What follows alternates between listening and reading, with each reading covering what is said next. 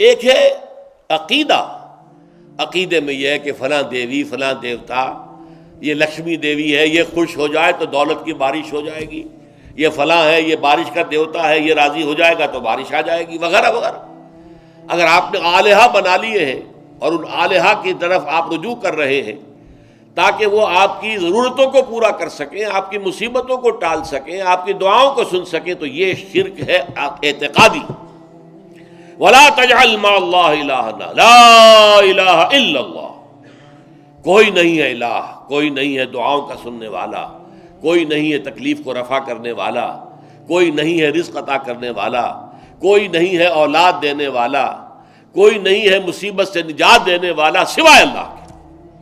تو الہ کا مفہوم یہ ہے، وَلَا تَجْعَلْ مَعَ اللَّهِ إِلَٰهًا آخر، ایسا نہ ہو کہ اللہ کو بھی تم نے الہ مانا ہوا، کچھ اور چھوٹے چھوٹے الہ بھی مان لیے ہیں۔ فلاں کی قبر پر جاؤ بیٹا مل جائے گا، فلاں استھان پر جاؤ فلاں غرض پوری ہو جائے گی، وہاں جا کے ذرا بکرا چڑھاؤ تو تمہاری فلاں ضرورت، یہ الہن آپ نے اللہ کے ساتھ چھوٹے چھوٹے الہ اور بنا لیے۔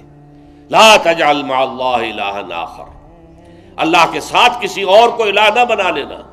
فتلقى فی جہنم، تو جھونک دیے جاؤ گے جہنم کے اندر، ملوما مدحورا، ملامت زدہ ہو کر اور دھکے دیے جائیں گے۔ ظاہر بات ہے جہنم میں کوئی اپنی خوشی سے داخل ہونے کو تو تیار نہیں ہوگا، تو دھکے دیے جائیں گے تو پھینکا جائے گا، ملامت زدہ۔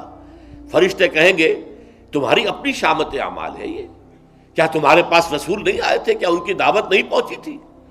پھر تم نے اگر غلط راستہ اختیار کیا تو تم حقدار ہو اس کے، دفع ہو اور داخل ہو جاؤ، اور دھکا دے کر پھینک دیا جائے گا۔